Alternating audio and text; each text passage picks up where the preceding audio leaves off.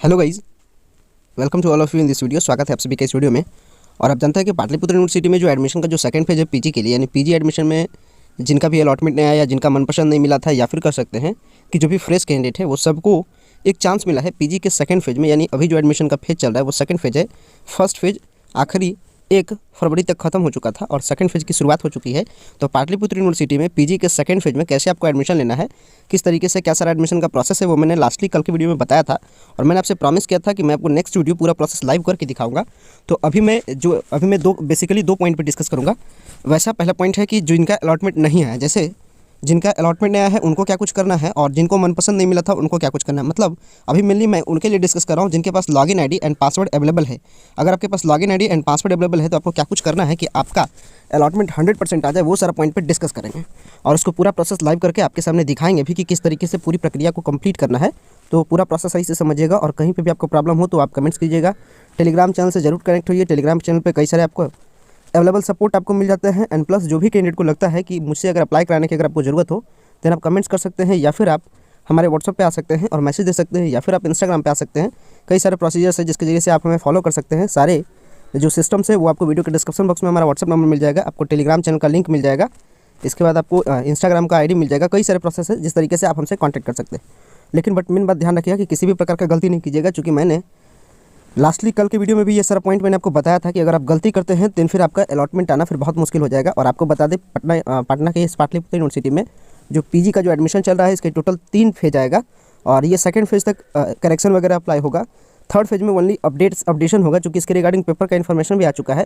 पहले मैं आपको थोड़ा सा पेपर का इन्फॉर्मेशन दिखा दे रहा हूँ, इसके बाद आपको पूरा मैं प्रोसेस लाइव करके दिखा रहा हूँ किस तरीके से आपको अपडेट करना है। सो गाइस देख सकते हैं हमारे पास हिंदुस्तान का पेपर है और इसमें मेनली एमबीए के लिए यानी एमबीए एडमिशन के बारे में बताया गया था। लेकिन जो आपसे इंपॉर्टेंट है वो यहाँ पे है कि पीजी में नामांकन के लिए 3 मेधा सूची जारी की जाएगी। ध्यान रखिएगा जो टोटल कट ऑफ लिस्ट आएगा वो 3 आएगा। पहला कट ऑफ लिस्ट के अकॉर्डिंग एडमिशन हो चुका है, दूसरा कट ऑफ लिस्ट 8 फरवरी को आएगा, इसके बाद तीसरा कट ऑफ लिस्ट उम्मीद है कि 17 फरवरी के आसपास में आएगा। तो टोटल 3 कट ऑफ लिस्ट के जरिए से नामांकन होगा। अब हम लोग चलते हैं वेबसाइट पे और वेबसाइट पे चल करके देखते हैं कि अगर जिनका नो इन्फॉर्मेशन का प्रॉब्लम था, या फिर अगर आपके पास मेनली कर सकते हैं आपके पास लॉगिन आईडी है एंड पासवर्ड है, तो अभी फिलहाल में आपको क्या कुछ करना है वो इंपॉर्टेंट पॉइंट ध्यान से समझ लीजिए और इसी के अकॉर्डिंग अपना प्रोसेस को कंप्लीट कीजिएगा।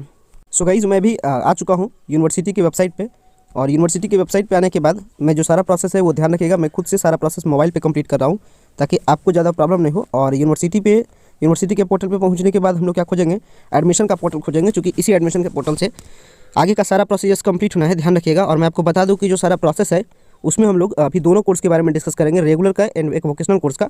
दोनों के बारे में अप्लाई करके पूरा प्रोसेस को समझेंगे। मतलब अप्लाई हो चुका है, बस उसमें सारे डिटेल्स को अपडेट करना है, क्या कुछ करेक्शंस वगैरह अगर आपका फॉल्ट हो तो कैसे करना है। इसके लिए क्या करना है, आपको एडमिशन एंड जो एग्जामिनेशन का इस पोर्टल है, इस पोर्टल पर आपको पहुँचना है और पोर्टल पर पहुँचने के बाद आपको फिर से रिडायरेक्ट होना है एक नए पेज पे। तो चलिए क्लिक करते हैं और पोर्टल पे आगे की ओर प्रोसीड करते हैं।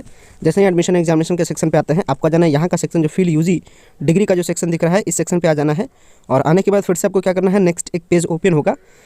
जैसे ही आपके लिए पेज ओपन होता है, आपके लिए कुछ इस तरीके का नया डैशबोर्ड ओपन होता है। ध्यान रखने वाली बात है कि इस डैशबोर्ड में 2-3 पॉइंट बताया गया है। एक तो ऐसा जो भी फ्रेश कैंडिडेट है वो फ्रेश कैंडिडेट अपना अप्लाई कर सकते हैं, यानी पीजी के ट्रेडिशनल कोर्स के सपोर्ट से जिनके पास लॉगिन आईडी एंड पासवर्ड नहीं है वो अप्लाई कर सकते हैं। दूसरा पीजी के वोकेशनल कोर्स में अप्लाई कर सकते हैं जो नए कैंडिडेट है। इसमें अप्लाई करने का क्या कुछ पूरा प्रोसीजर है ये हमने अपने पिछले वीडियोज़ के जरिए से आप देख सकते हैं, जो हमने पिछले वीडियोज़ अपलोड किए थे। तो पीजी ट्रेडिशनल कोर्स के लिए भी मैंने अप्लाई करके दिखाया था और पीजी वोकेशनल कोर्स के लिए भी मैंने अप्लाई करके दिखाया था। अप्लाई करने के टाइम में भी कई सारे प्रॉब्लम्स आते हैं और हर प्रॉब्लम का सॉल्यूशन मेरे पिछले वीडियोज़ में आपको मिल जाएगा। तो आपको क्या करना है कि पाटलिपुत्र यूनिवर्सिटी का जो मेरे पटना एंड पाटलिपुत्र यूनिवर्सिटी का जो प्लेलिस्ट है, प्लेलिस्ट में जाकर के ये सारे वीडियोस देख सकते हैं। और कोशिश भी करूँगा कि इस वीडियो के एंड में वो सारे वीडियोस आपको अटैच मिल जाएंगे, जो कि आपके लिए हेल्पफुल रहेगा। और यहाँ आई बटन के ऊपर में भी वो सारा वीडियोस आते रहेगा, जिसके जरिए से आपको फुल सपोर्ट मिलेगा इस पूरे प्रोसेस में।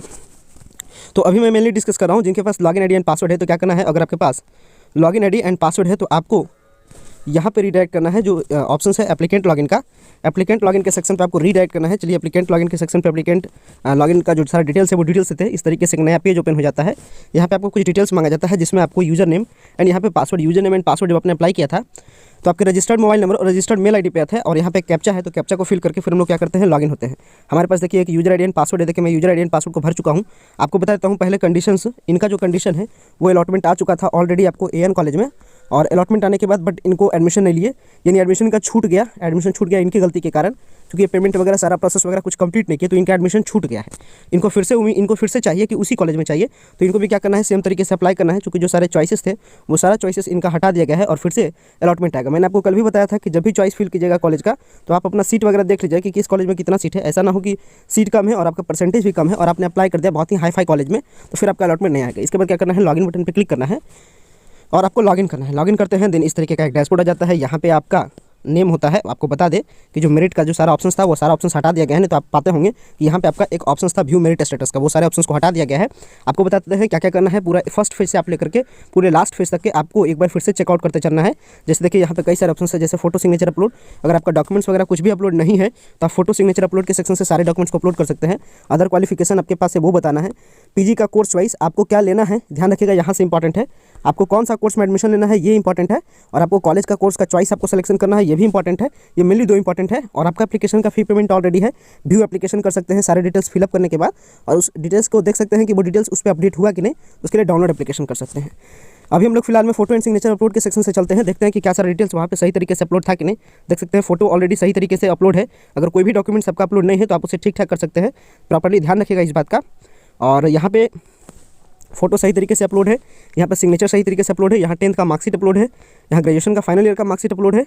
एंड यहाँ पे देख सकते हैं अगर आपके पास माइग्रेशन अभी तक आ गया होगा तो आप माइग्रेशन अपलोड कर सकते हैं, नहीं भी है तो कोई बात नहीं है। इसके बाद इनका देखिए EWS सर्टिफिकेट है, वो भी अपलोड है प्रॉपर वे में। इसके बाद क्या करेंगे हम लोग, upload files and continue button पर क्लिक करके आगे की हम लोग प्रोसीड करेंगे। जैसे हम लोग upload files and continue button पर क्लिक करते हैं तो यहाँ देखिए बताया जा रहा है your application is already paid. याद रखिएगा यहाँ पे ऑप्शन आपको बार बार आएगा, लेकिन इस पर फोकस नहीं कीजिएगा। आप आ जाइएगा अदर क्वालिफिकेशन में, आपके पास चूंकि अदर क्वालिफिकेशन है नहीं, पीजी का कोर्स चॉइस में आप आ जाइएगा, चूंकि सारे चॉइसेस वगैरह को आपके लिए हटा दिया गया है।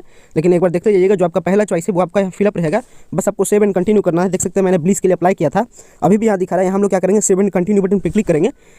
जैसे ही आप सेव एंड कंटिन्यू बटन पर क्लिक करते हैं फिर से इस तरीके का डैशबोर्ड मिलेगा। यहाँ पे आकर के फिर आपको इस ऑप्शन को ध्यान रखिएगा कि जब भी अपना सारा जब तक ऑप्शन नहीं हो जाए तब तक पेमेंट नहीं कीजिएगा, और जिनका पेमेंट है वो सारा ऑप्शन को एक एक बार करके फिर से कंफर्म करते चलिएगा। कॉलेज एंड कोर्स चॉइस के ऑप्शन पर क्लिक करते हैं, इस तरीके का ऑप्शन आता है। यहाँ देखिए इनका था you are already in merit, इनका देखिए अलॉटमेंट आ चुका था, इनका मेरिट लिस्ट में नाम भी था, लेकिन अभी तक इन्होंने एडमिशन नहीं लिया, तो इनके लिए देखिए दिखा रहा है ऑप्शन से you are already in merit, यानी अभी ऑलरेडी इन मेरिट में जिनका अलॉटमेंट आ चुका था सबसे हाई प्रायोरिटी के कॉलेज में।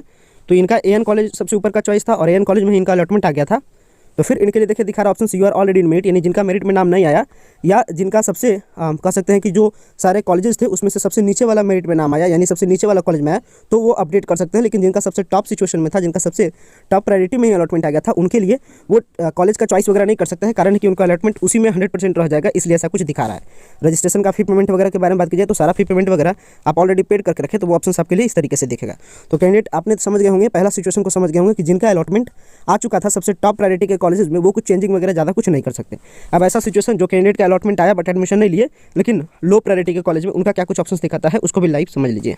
मैं भी पहले ऐसे कैंडिडेट के लिए लॉगिन हुआ था जिनका अलॉटमेंट आ चुका था फर्स्ट प्रायोरिटी में, लेकिन एडमिशन नहीं लिए थे, तो उनका क्या कुछ ऑप्शन दिखाया आपने देखा, वहाँ दिखा रहा है यू आर इन मेरिट, यानी आप मेरिट में है, आपका नाम 100% आएगा, आप सिक्योर है। लेकिन अब मैं ऐसे कैंडिडेट का लॉगिन हुआ हूँ और जिनका अलॉटमेंट आया था लेकिन बट नीचे का कॉलेज में आया था, इनको कॉलेज पसंद नहीं था।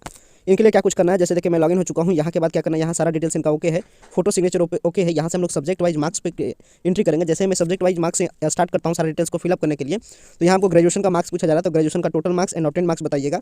सब्जेक्ट आपसे पूछा जाए, इसका मतलब आपको ऑनर्स का मार्क्स बताना है, ध्यान रखिएगा। तो यहाँ देखिए मैं ऑनर्स का मार्क्स भर चुका हूँ, क्योंकि उनका इकोनॉमिक्स ऑनर्स था। Maximum marks and obtain marks ध्यान रखिएगा, सब्जेक्ट के मार्क्स में सब्जेक्ट के मार्क्स में आप ऑनर्स का मार्क्स भरिएगा। जैसे ही आप इसको भरते हैं आपको इसके अकॉर्डिंग जो चॉइस है वो चॉइस आपका अपीयर हो जाएगा। जैसे MA in economics, save and continue button पे क्लिक करेंगे, इस तरीके से लोड लेगा और कंटिन्यू हो जाएगा। कंटिन्यू होने के बाद देखिए यहाँ से जो सबसे बड़ा कमाल का चीज़ है, यहाँ ध्यान रखिएगा, यही आपका इंपॉर्टेंट है। जैसे आप कंटिन्यू करते हैं अपने मार्क्स की डिटेल्स को अपलोड करने के बाद आपको इस तरीके का ऑप्शन मिल जाता है जिसमें आपको कॉलेज का चॉइस देना है, और इसी चॉइस को सही तरीके से दीजिएगा। देख सकते हैं डिस्ट्रिक्ट है, डिस्ट्रिक्ट में पटना लेता हूँ, और सबसे पहले इनका चॉइस है बाढ़ का कॉलेज है, ANS कॉलेज, तो ANS कॉलेज बाढ़ मैंने दे दिया। इसके बाद ऐड बटन पर क्लिक करते जाना, ध्यान रखिएगा यहाँ का एक स्टेप आपके लिए इंपॉर्टेंट है, यही आपके अलॉटमेंट को कंफर्म करता है। इस तरीके से हो गया। इसके बाद मेरा सेकंड चॉइस है, इस चॉइस के बाद मेरा सेकंड चॉइस है college of commerce arts and science. इसको हम लोग क्या करेंगे, ऐड बटन पर क्लिक करेंगे। ऐड बटन पर क्लिक करने के बाद ये कुछ इस तरीके से ऐड हो जाता है। इसके बाद थर्ड चॉइस देना है, थर्ड चॉइस इसके बाद AN कॉलेज है, AN कॉलेज के चॉइस को दे देना है। इसके बाद ऐड बटन पर क्लिक करना है। जितना मैक्सिमम आप चॉइस दे सकते हैं आपको देना चाहिए, वैसा काम कुछ भी नहीं कीजिएगा जिससे कि आपका अलॉटमेंट ना हो। तो मैक्सिमम ऑप्शंस रखिए अपने पास। AN कॉलेज के बाद यूनिवर्सिटी डिपार्टमेंट का जो है उसको मैं देता हूँ। ऐड बटन पर क्लिक करता हूँ। ऐड बटन पर क्लिक करने के बाद ये नीचे इस तरीके से सीरियलिंग होते जाएगा।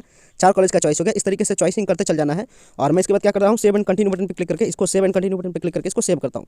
जो आपका कभी भी मनपसंद नहीं है, यानी अगर उसमें अलॉटमेंट आ भी जाए तो भी आप एडमिशन नहीं ले पाइएगा, वैसा कोई भी कॉलेज जबरदस्ती नहीं दीजिएगा, क्योंकि जब अलॉटमेंट आ जाता है तो फिर आपके पास कोई भी ऑप्शन हाथ में नहीं रहता है, ध्यान रखिएगा। और अगर आपको सेशन बचाना है तो मैक्सिमम से मैक्सिमम कॉलेज का अलॉटमेंट दीजिए जिसमें आपका पहले कट ऑफ मैच करेगा, यानी जिस प्रायोरिटी में, यानी जो प्रायोरिटी का जो मैंने सीरियलिंग दिया, मान लेते हैं कि एएनएस कॉलेज बाढ़ में इनका कट ऑफ मैच कर जाएगा, तो सबसे पहले एएनएस कॉलेज बाढ़ के बारे में सोचा जाएगा। कॉलेज ऑफ कॉमर्स में मैच कर जाएगा तो कॉलेज ऑफ कॉमर्स के बारे में सोचा जाता है, लेकिन उसके भी पहले ऊपर बाढ़ है तो पहले बाढ़ के बारे में सोचा जाएगा। इसी तरीके से ध्यान रखिएगा प्रोसेस। तो जो मनपसंद नहीं रहे उसको आप जबरदस्ती कभी भी नहीं दीजिएगा, क्योंकि अगर अलॉटमेंट आ जाएगा तो फिर आपके पास कोई भी ऑप्शन नहीं रह जाएगा। फर्स्ट लिस्ट में कई सारे कैंडिडेट को इस प्रकार के प्रॉब्लम हुए। इसके बाद क्या करना है, सेव एंड कंटिन्यू बटन पर क्लिक करके इसी डिटेल्स को सेव कर देना है। ये डिटेल्स बहुत इंपॉर्टेंट है। इसके बाद दिखाएगा यू और योर एप्लीकेशन इज ऑलरेडी। फिर ध्यान रखिएगा जो मैंने भी आपको स्टेप्स बताया वो स्टेप्स बेहद इंपॉर्टेंट है। आप इस पर रिगार्डिंग कभी भी गलती नहीं कीजिएगा। आपका पेमेंट ऑलरेडी है। और इसके बाद क्या करना है आपको, इसके बाद क्या करना है, जैसे ही आप सारे डिटेल्स को फिलअप करते हैं तो आपको मिला लेना है एप्लीकेशन को डाउनलोड करके या व्यू एप्लीकेशन के सेक्शन का यूज करके, कि जो अपने सारा डिटेल्स दिया वो डिटेल्स वगैरह अपडेट हुआ कि नहीं, तो हम लोग डाउनलोड एप्लीकेशन के ऑप्शन का यूज करते हैं और एप्लीकेशन के पीडीएफ को डाउनलोड करते हैं और देखते हैं जो मैंने भी सीरियलिंग वगैरह या जो भी कुछ किया वो इसमें ऑप्शन में अपीयर हुआ या फिर ऑप्शन में अपीयर नहीं हुआ। देख सकते हैं मेरे पास फाइनली पीडीएफ डाउनलोड हो चुका है। मैं पीडीएफ ओपन करता हूँ आपके लिए। इस तरीके से यहाँ सारे ऑप्शंस वगैरह आ रहे हैं। यहाँ मेनली इंपॉर्टेंट चीज़ नहीं, मेरा इंपॉर्टेंट यहाँ पे था जो मैंने आपको दिखाया करके। देख सकते हैं यहाँ इनका परसेंटेज सही से शो कर गया। यहाँ का कॉलेज का प्रेफरेंस देखिए, एएनएस कॉलेज बाढ़ ऊपर में आ गया, कॉलेज ऑफ कॉमर्स आ गया, एएन कॉलेज पटना आ गया, post graduate department of PPU आ गया।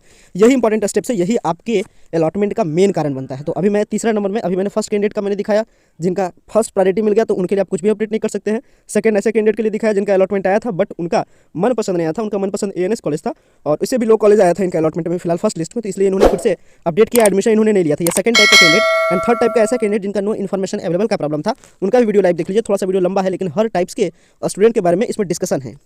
सो गाइज मैं नेक्स्ट ऐसे कैंडिडेट के लिए लॉगिन हुआ हूँ जिनका अलॉटमेंट नहीं आया था, यानी नो इन्फॉर्मेशन अवेलेबल का प्रॉब्लम था। मैं उनके लिए लॉगिन हुआ हूँ। प्रोसेस दिखा रहा हूँ, सही से समझिएगा।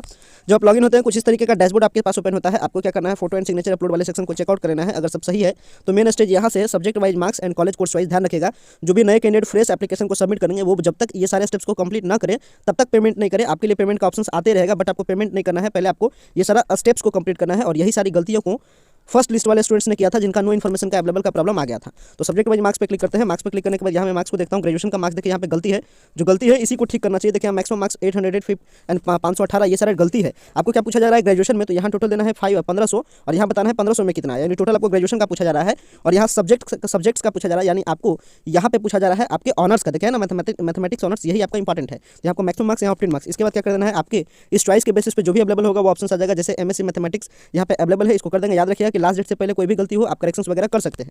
इसके बाद क्या कर देना होता है, आपको सेव एंड कंटिन्यू बटन पे क्लिक करना होता है। जैसे ही आप सेव एंड कंटिन्यू बटन पे क्लिक करते हैं फिर से आपके लिए कॉलेज का चॉइस आ जाता है। ये मैं ऐसे कैंडिडेट के लिए बता रहा हूँ जिनका नो इन्फॉर्मेशन अवेलेबल का प्रॉब्लम है, तो ध्यान रखिएगा जिनका भी नो इन्फॉर्मेशन अवेलेबल का प्रॉब्लम है वो इसी तरीके से ठीक कीजिएगा।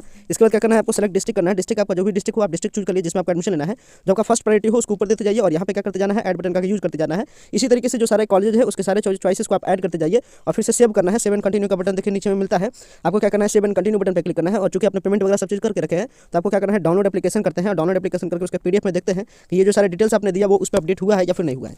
सो गाइस मैं मैंने भी 3-4 टाइप्स के स्टूडेंट्स के लिए बात कर चुका हूँ और प्रोसीजर लगभग सबका सेम है। चाहे आपका कह सकते हैं कि आपका अगर फर्स्ट प्रायोरिटी मिलता है, अगर फर्स्ट प्रायोरिटी का अलॉटमेंट फर्स्ट कट ऑफ में ही हो जाता है तो आप सेकंड कट ऑफ में कुछ भी नहीं कर सकते हैं। बस वेट कीजिए, सेकंड कट ऑफ में आपका भी नाम रहेगा। पहला इस टाइप्स के कैंडिडेट के बारे में बात किया, दूसरा इस टाइप के कैंडिडेट के बारे में बात किया जिनको फर्स्ट प्रायोरिटी नहीं मिला था तो वो एडमिशन नहीं लिया, यानी अलॉटमेंट ये दोनों का आया था तो इनको क्या कुछ करना था उसका मैंने भी करके आपको बताया। तीसरा मैंने ऐसे बताया जिनका अलॉटमेंट आया ही नहीं था तो नो इन्फॉर्मेशन अवेलेबल वाले प्रॉब्लम के बारे में भी मैंने बताया और उनका किस तरीके से अपडेट किया वो भी आपने देखा। और जो चौथा जो फ्रेश एप्लीकेशन सबमिट करना है उसका जो वीडियो है वो अवेलेबल है, मैं आपको वीडियोस के एंड में दे दूंगा तो उससे भी आप उस चीज़ को देख सकते हैं। तो ये सारा प्रोसेस के जरिए से आप अपना अलॉटमेंट को 100% कंफर्म करते हैं और आपके अलॉटमेंट के ध्यान में रखते हुए आपका अलॉटमेंट हो जाए इसके सीरियसनेस के लिए मैं फैसिलिटी भी चलाया हूँ कि जिनको भी अप्लाई वगैरह कराना है वो कॉन्टैक्ट कर सकते हैं सारे डिटेल्स के साथ और सारे डिटेल्स को प्राइवेसी के साथ मेंटेन किया जाएगा एंड आपका अलॉटमेंट 100% हो जाएगा। इस तरीके से अप्लाई किया जाएगा, इस तरीके से सारे प्रोसेस को ध्यान रखा जाएगा, कट ऑफ वगैरह हर चीज़ को प्रॉपर वे में ध्यान रख करके आपके एडमिशन का जो ऑनलाइन एप्लीकेशन है इसको सबमिट करना है। क्योंकि ऑनलाइन एप्लीकेशन सबमिट करना ही मेन इंपॉर्टेंट फर्स्ट काम है और इसे लगभग मैक्सिमम साइबर वाले गलती कर देते हैं जल्दी के चक्कर में, या फिर आपसे भी थोड़ा बहुत गलती हो जाता है जिसके कारण आपका अलॉटमेंट होते रह जाता है। कट ऑफ आने के बावजूद कई सारे कैंडिडेट का अलॉटमेंट नहीं आया था तो वो मेन कारण है उनका गलती, उनका मिस्टेक के कारण अलॉटमेंट नहीं आया। तो वो सारा मिस्टेक्स हमारे साथ नहीं होगा क्योंकि इस पूरे कह सकते हैं ये पूरे जो सिस्टम है इसमें मैं पूरा एक्सपर्ट हूँ और आपके लिए इतना वीडियोस दे रहा हूँ तो पूरा आपके लिए हर एक छोटे पॉइंट पर ध्यान रखता हूँ, ध्यान रखिएगा। तो जिनको भी अप्लाई वगैरह कराना है व्हाट्सएप के जरिए से कॉन्टैक्ट कर सकते हैं, इंस्टाग्राम के जरिए से कॉन्टैक्ट कर सकते हैं, फेसबुक के जरिए से कॉन्टैक्ट कर सकते हैं, टेलीग्राम पे कॉन्टैक्ट कर सकते हैं। सारे प्रोसेस कॉन्टैक्ट आपको वीडियो के डिस्क्रिप्शन बॉक्स में मिल जाएगा। सो गाइस वीडियो को इन करते हैं, वीडियो देखने के लिए बेहद धन्यवाद। Thanks for watching this important point and हमेशा ध्यान रखिएगा कि ये सारा जो प्रोसेस इसको सही से कंप्लीट कीजिए। याद रखिए साइबर कैफे से रिगार्डिंग इनको मैसेज भी आता है कि साइबर कैफे वालों को समझाया भी जाता है लेकिन साइबर कैफे वाले जल्दी में समझते नहीं हैं। सो गाइस वीडियो को एंड करते हैं। वीडियो देखने के लिए बेहद धन्यवाद। Thanks for watching this important video.